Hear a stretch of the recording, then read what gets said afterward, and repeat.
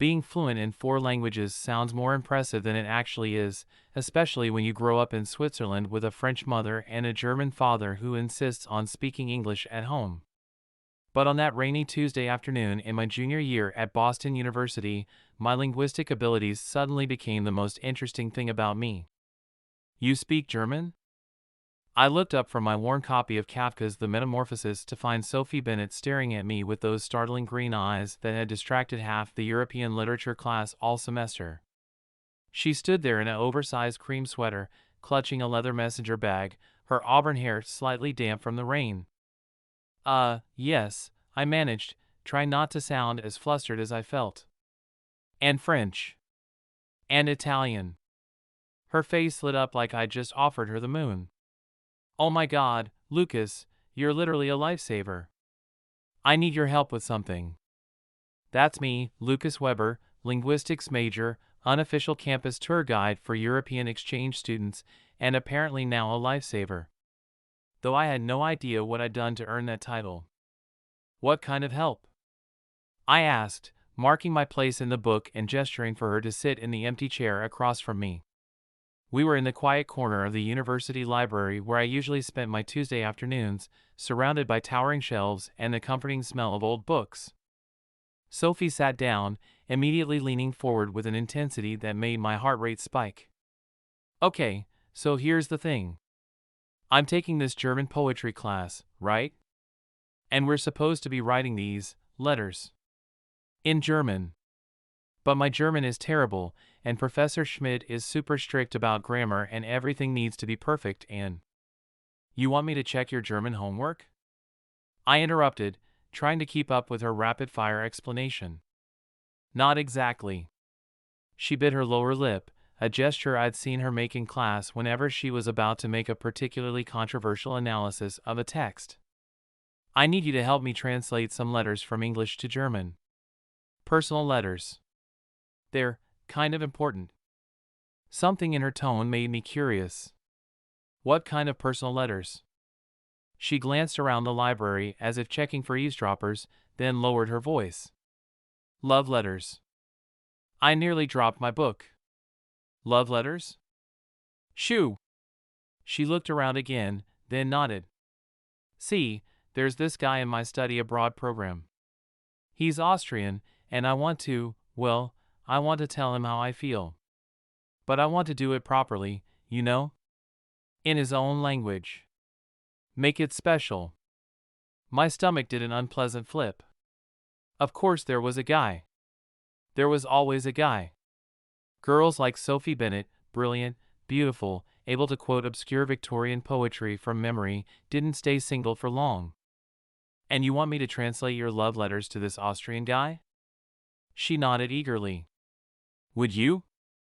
I know it's a lot to ask, but you're the only person I know who really understands both languages and literature. I need someone who can translate not just the words, but the feeling behind them. She paused, then added with a slight blush, and someone who can be discreet. I should have said no. Should have made up some excuse about being too busy with my thesis or having promised to help other students.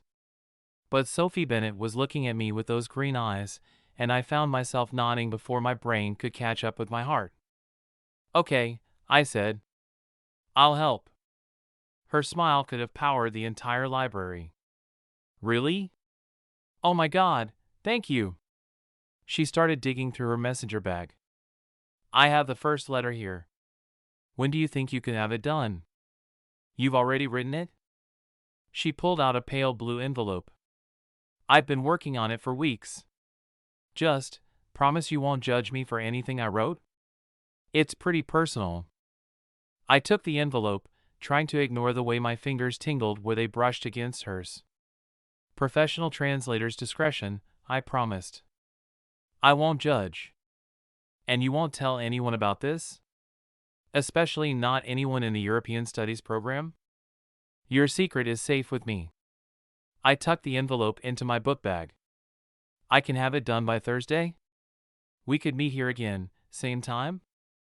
Perfect. She stood up, still beaming. Lucas, you're amazing. Really. I owe you big time. As I watched her walk away, her auburn hair swinging gently with each step, I tried to convince myself that this was just another translation job.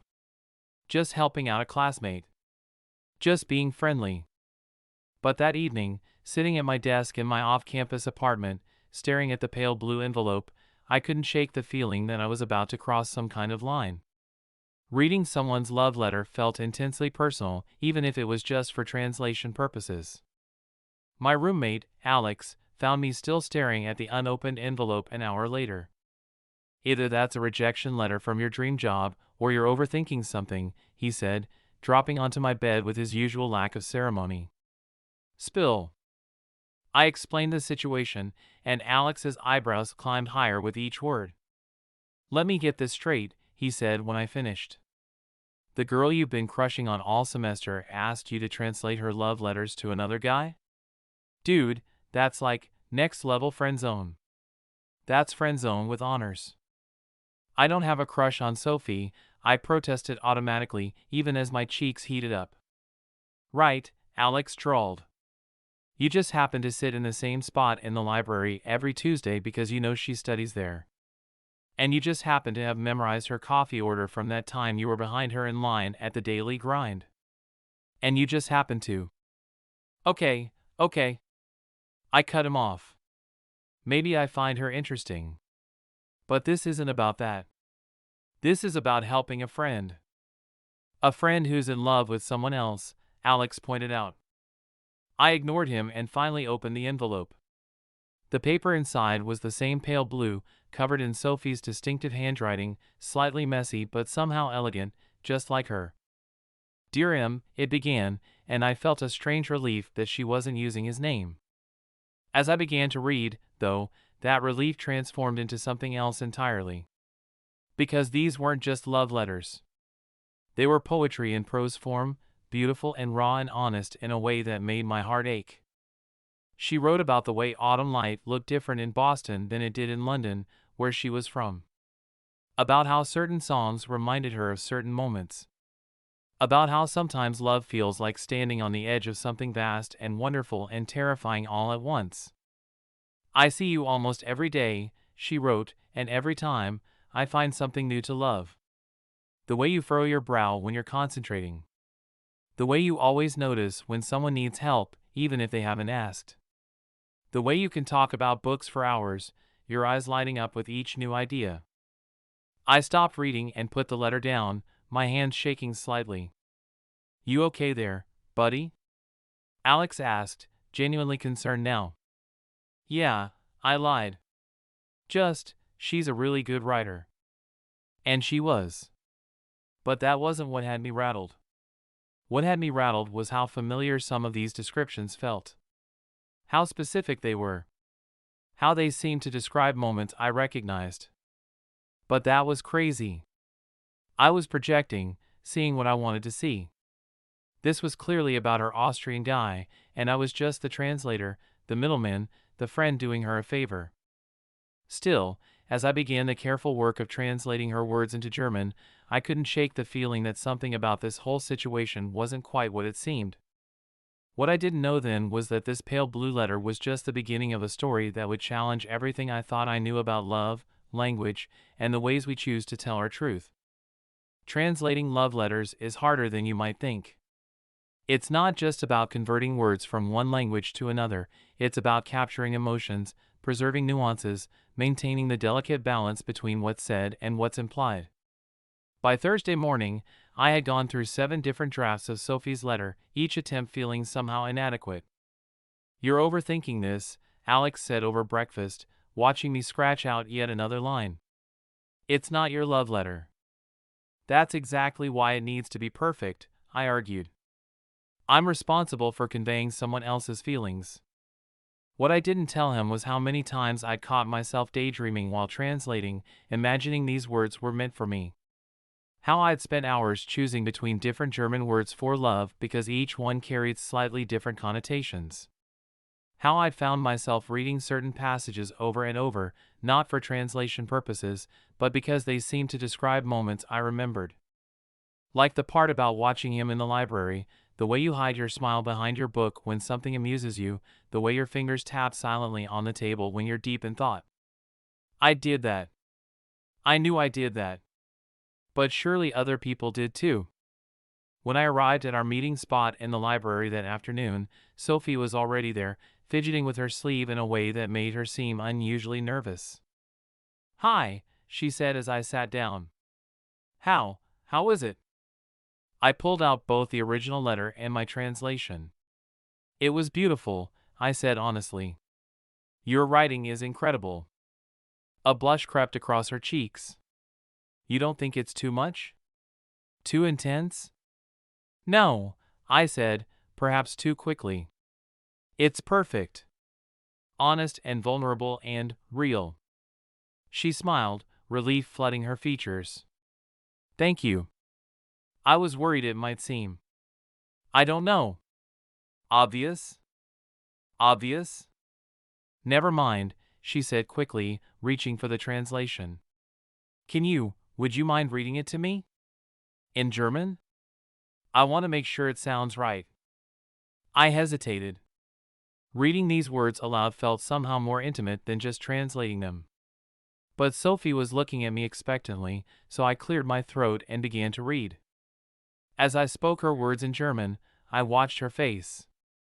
She wasn't looking at the paper, she was looking at me, her green eyes intense in a way I couldn't quite interpret. When I reached the part about love feeling like standing on the edge of something vast and wonderful, her breath caught slightly. Is that how it really sounds in German?" she whispered. I nodded. "I tried to maintain the poetry of your original words. German can be a beautiful language when it wants to be." "It is," she said softly. "Beautiful." There was something in her voice, something in the way she was looking at me, that made my heart race. But before I could analyze it too much, she seemed to shake herself out of whatever moment we'd been having. "I have another one," she said, pulling out another pale blue envelope. "If you're still willing to help?" "Of course," I said, trying to ignore the way my stomach twisted at the thought of translating more of her feelings for someone else. "Same timeline?" She nodded, then hesitated. "Actually, would you mind if we worked on this one together? Maybe over coffee? I'd love to learn more about the translation process, and, well, I feel bad just dumping all this work on you." My heart did a complicated gymnastics routine. "Sure," I managed. "The daily grind?" I was thinking maybe that little German cafe on Charles Street? Cafe Berlin? It might help get us in the right mindset. She smiled. "Plus, I heard they have amazing Black Forest cake." 20 minutes later, we were settled in a cozy corner of Cafe Berlin, slices of cake between us and the second letter unopened on the table. The cafe was decorated like a traditional German Konditorei, complete with cuckoo clocks on the walls and classical music playing softly in the background. "So," Sophie said, breaking off a piece of cake with her fork, "how did you end up speaking so many languages?" I told her about growing up in Geneva, about my parents' insistence on multilingual education, about summers with my Italian grandmother in Tuscany. She listened with genuine interest, asking questions about different cultures and traditions. "It must be amazing," she said, "being able to move between different worlds like that. Different ways of thinking." "It can be confusing sometimes," I admitted. "Each language has its own way of expressing emotions, its own untranslatable words. Like Sehnsucht in German, it means a deep longing for something, but it's more than that. It's like yearning for a place you've never been, or missing something you've never had." "Sehnsucht," she repeated softly, her pronunciation perfect despite her claims of terrible German. "I think I know that feeling." Our eyes met across the table, and for a moment, I forgot about the letter, forgot about her Austrian guy, forgot about everything except how the afternoon light was making her hair glow like autumn leaves. Then her phone buzzed, breaking the spell. She glanced at it and frowned slightly. "Everything okay?" I asked. "Yeah, just study group drama." She put her phone away and pulled out the letter. "Should we get started?" This letter was different from the first. Where the first had been poetic and abstract, this one was filled with specific memories, detailed observations. She wrote about a shared joke in European literature class that I distinctly remembered being part of. About a discussion about Rilke's poetry that had happened right where I usually sat. "Your German must be better than you think," I said, trying to keep my voice neutral. "You seem to be in a lot of the same classes as him." "Oh," she said, looking flustered. "Yes, well, we share a lot of interests." As we worked on the translation together, I couldn't shake the feeling that something wasn't adding up. The timeline of events she described, the locations, the conversations, they all seemed to overlap with moments I remembered sharing with her. But that was impossible. She was writing to her Austrian love interest. The mysterious M from her letters. Not to me, Lucas Weber, her friendly neighborhood translator. Right? Lucas? Her voice pulled me from my thoughts. "Are you okay? You look confused." "I'm fine," I lied. "Just trying to find the right words." She reached across the table and touched my hand, sending electricity up my arm. "Thank you for doing this. For being so careful with my words. It means a lot." I looked down at where her hand rested on mine, then back at the letter filled with memories that seemed impossibly familiar, and felt something shift in my understanding. But I wasn't ready to examine what that might mean. Not yet. Because if I was wrong, if I was seeing connections that weren't there, if I was letting my own feelings color my interpretation of her words, I could ruin everything. So I did what I'd been doing all semester. I pretended my heart didn't race when she smiled at me, pretended I didn't notice how perfectly her hand fit in mine, pretended I wasn't falling harder with every word I translated. What I didn't know then was that pretending would soon become impossible, and that the truth hidden in these pale blue letters would change everything. The next week passed in a blur of pale blue envelopes and coffee meetings. Sophie had 5 more letters she wanted translated, each one more detailed, more intimate than the last. We fell into a routine, meeting at Café Berlin every afternoon, sharing slices of cake and snippets of our lives between translations. I learned that she came from a small town near Cambridge, that she played violin but was terribly shy about it, that she could recite entire passages of Jane Austen from memory. She learned about my childhood in Geneva, my dream of becoming a literary translator, my secret passion for baking German Christmas cookies. It was during one of these sessions, as autumn rain tapped against the cafe windows, that something shifted. "Read this part again," Sophie said, leaning closer to look at the letter we were working on. Her shoulder brushed against mine, and I tried to ignore the warmth that spread from that point of contact.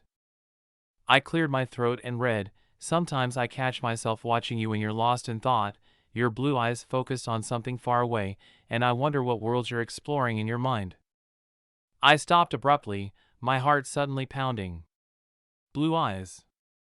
The Austrian guy had blue eyes. Just like. "Is something wrong?"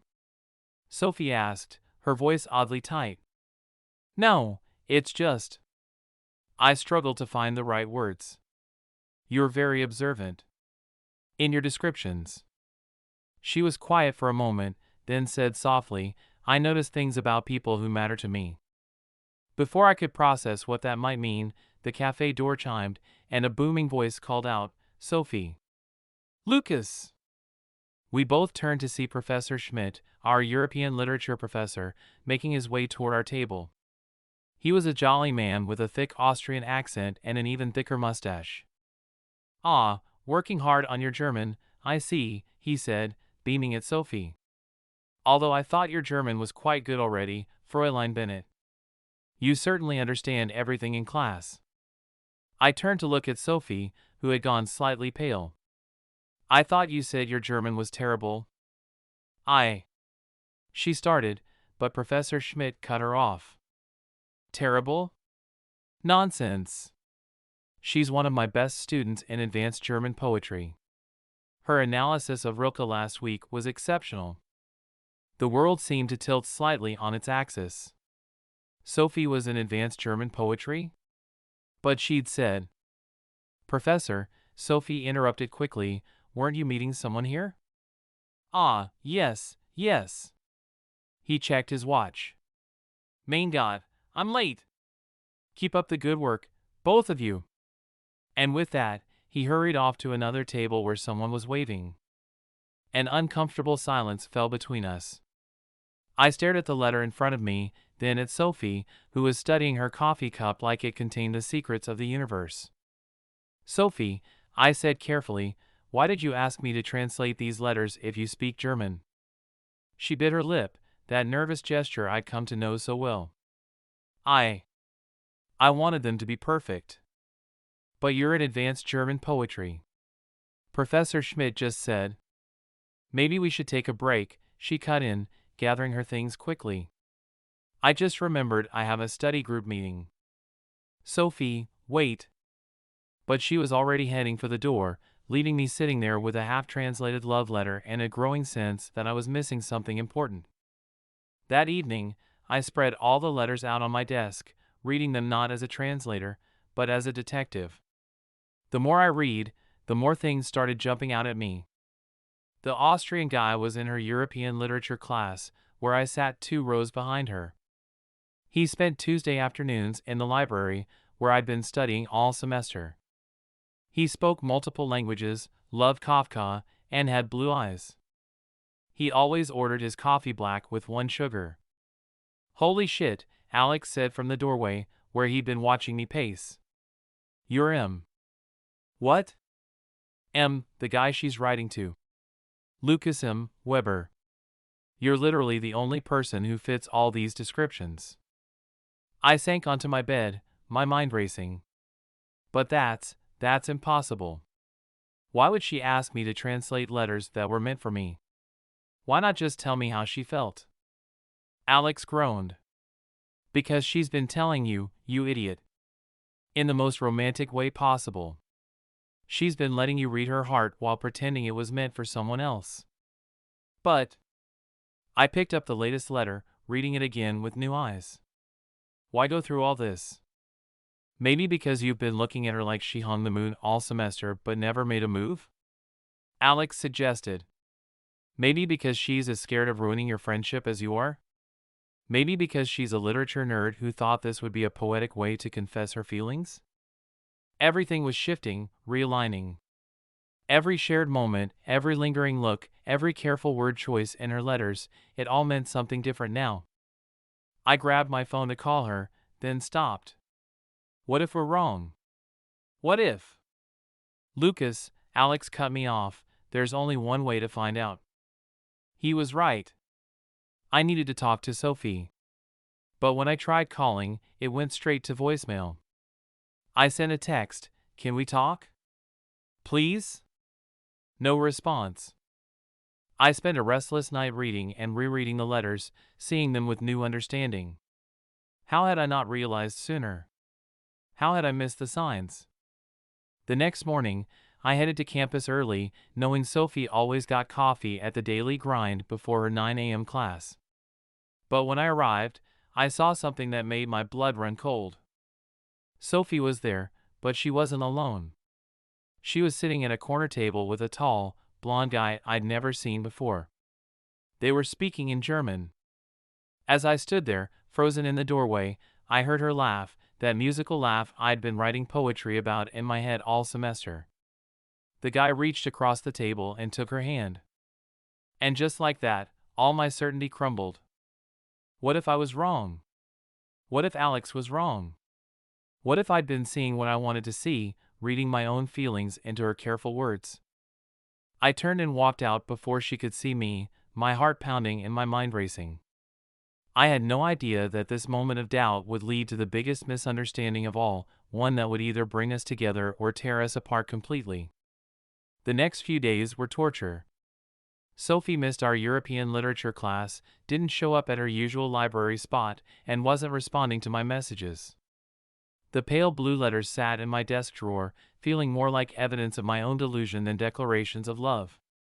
You need to talk to her, Alex insisted over dinner on Thursday night. This whole brooding in silence thing isn't helping anyone. I saw her with someone else, I reminded him, pushing my pasta around my plate. Speaking German. holding hands. And you immediately assumed the worst without asking for an explanation? He shook his head. For someone who speaks 4 languages, you're terrible at communication. Maybe he was right. But every time I thought about confronting Sophie, I remembered her laugh in the daily grind, the way that stranger had held her hand, and my courage failed me. Then on Friday morning, everything changed. I was walking across campus, lost in thought, when someone grabbed my arm. I turned to find Lauren, a girl from our European literature class who often sat with Sophie.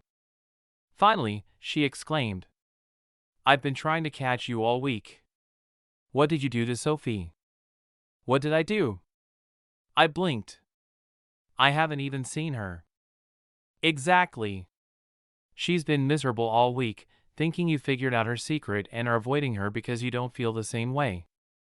"What secret?" My heart started racing. "Lauren, what are you talking about?" She stared at me. "The letters?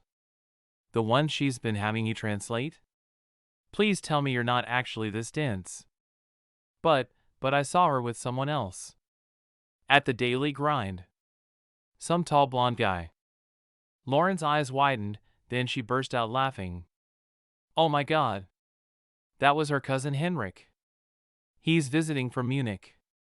He's been helping her practice her German for months so she could." She stopped abruptly, covering her mouth. "I shouldn't be telling you this. Just talk to her, okay? She's giving a presentation in the German Poetry Symposium this afternoon. Room 302 in the Languages Building. Don't be late." Before I could ask any more questions, she hurried off, leaving me standing there with my world tilting on its axis once again.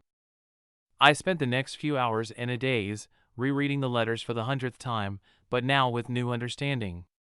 Every word seemed to shine with new meaning, every carefully chosen phrase a breadcrumb leading me back to the truth I'd been too blind to see. At 3:45 p.m., I found myself standing outside room 302, heart pounding. Through the door, I could hear Professor Schmidt introducing the next speaker. And now, Fräulein Sophie Bennett will present her original German poetry collection, titled Übersetzungen into Herzens, Translations of the Heart. I slipped into the room just as Sophie stepped up to the podium.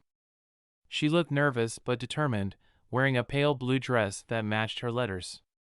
When she saw me in the doorway, she froze for a moment, her eyes widening. Then she took a deep breath and began to speak, in perfect German. "Love, like translation, is an art of interpretation," she said, her accent flawless. "Both require us to take what's in our hearts and find new ways to express it, hoping that something of the original meaning survives the journey from one language to another, from one heart to another." She was reading from a familiar pale blue paper.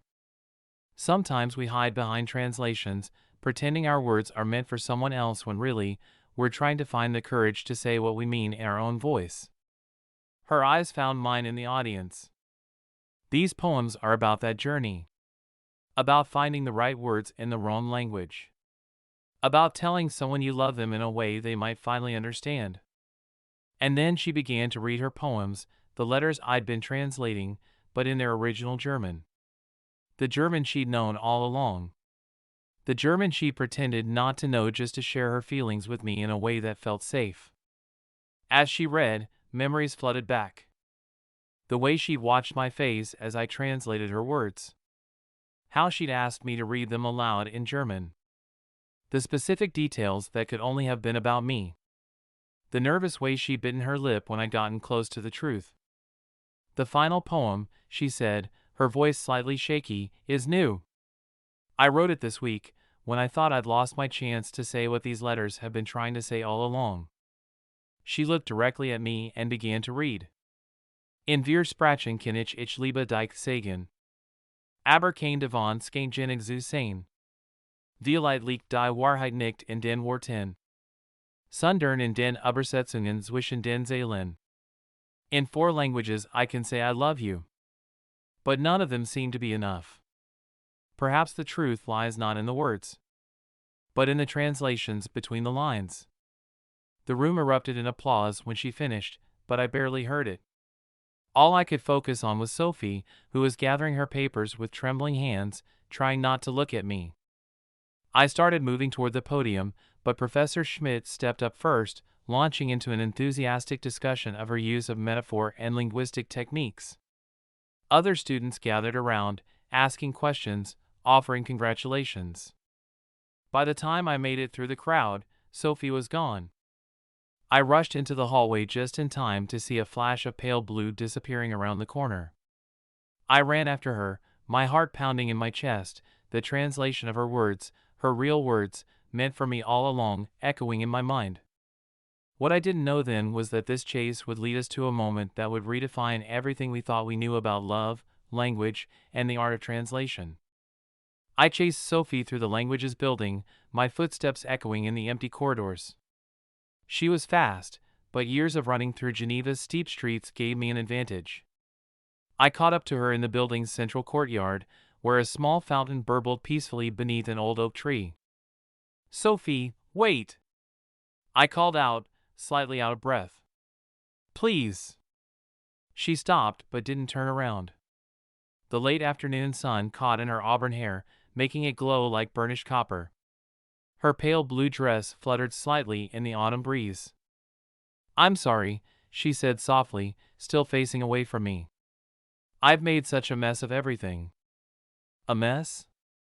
I stepped closer. "Sophie, look at me." She turned slowly, her green eyes bright with unshed tears. "I had this whole plan," she said, trying to smile. "It was supposed to be romantic, letting you discover my feelings through the letters, watching you slowly realize they were meant for you. But then you started acting strange after the cafe, and I thought you figured it out and were trying to let me down gently, and then Henrik arrived and everything got so complicated." "Henrik," I repeated. "Your cousin from Munich?" She nodded.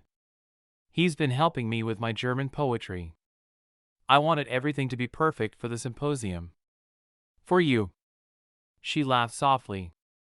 "I didn't count on you seeing us at the daily grind and jumping to conclusions." "In my defense," I said, taking another step closer, "you're very convincing when you want to be. Pretending not to speak German, making up an Austrian love interest." "I never actually said he was Austrian," she pointed out. "Or that he existed at all. You just assumed. Like you assumed I wasn't interested when I stopped responding to your messages?" "Touché." She bit her lip. "We're both pretty terrible at this, aren't we?" I reached out and took her hand, the same way I had so many times while pretending to be her translation tutor. But this time, there was no pretense. "Maybe," I said, "we should try being honest. In any language you prefer." She smiled, tears finally spilling over. "How about all of them?" And then, in a rush of words that felt like poetry itself, she spoke. "Je t'aime," she whispered in French. "Ti amo," she continued in Italian. "Ich liebe dich," she said in perfect German. "I love you," she finished in English, her voice breaking slightly. I stood there, overwhelmed by the sound of my heart being translated into every language I knew. Then I did the only thing that made sense. I pulled her close and kissed her. It was nothing like the kisses I'd imagined while translating her letters. It was better. It was real. It was the perfect translation of everything we'd been trying to say all along. When we finally broke apart, she rested her forehead against mine. "You haven't said it back," she murmured. "In any language." I smiled and pulled something from my bag, a pale blue envelope of my own. "I've been working on my own translation," I said, handing it to her. "It's not as poetic as yours, but—" She opened it with trembling fingers and began to read. "Dear Sophie, for someone who speaks 4 languages, I've been remarkably speechless when it comes to telling you how I feel. Every day in class, I wanted to tell you how your mind fascinated me. Every Tuesday in the library, I wanted to tell you how your presence made even the dustiest corner feel like home. Every time you asked me to translate your letters, I wanted to tell you that each word felt like it was written from my own heart. Instead, I hid behind translations and pretenses, too afraid to see what was right in front of me. But now I'm done pretending, done translating, done waiting. You once wrote about love feeling like standing on the edge of something vast and wonderful and terrifying. I understand that feeling now. Because loving you is like learning a new language, challenging and beautiful and absolutely worth every moment of study. So here's my truth, in every language I know. Je t'aime. Ti amo. Ich liebe dich. I love you. No translation needed. Lucas. When she looked up from the letter, her smile could have lit up all of Boston. How long have you been carrying this around? Since the day Professor Schmidt revealed your secret, I admitted. I wrote it that night, but then I saw you with Henrik and lost my nerve. She laughed and hit my chest lightly with the letter. You're an idiot, says the girl who pretended not to speak German just to get my attention. It worked, didn't it? I pulled her close again, smiling. Ja, das hat es. A year later, we sat in our usual spot at Café Berlin, sharing a slice of Black Forest cake.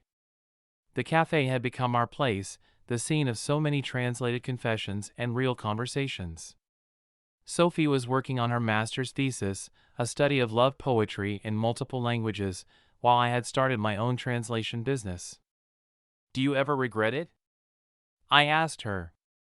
The whole complicated letter scheme? She looked up from her coffee, her green eyes sparkling with the same mischief that had first captivated me. Never. Some things are worth getting lost in translation for. I reached across the table and took her hand, running my thumb over the small silver ring I'd given her last month, engraved with words in 4 languages that all meant the same thing, forever. Because that's the thing about love, it doesn't always need translation. Sometimes it speaks in silence, in gestures, in the quiet understanding between 2 hearts. Sometimes it hides in pale blue envelopes and careful translations. And sometimes, if you're very lucky, it finds its way home in every language you know.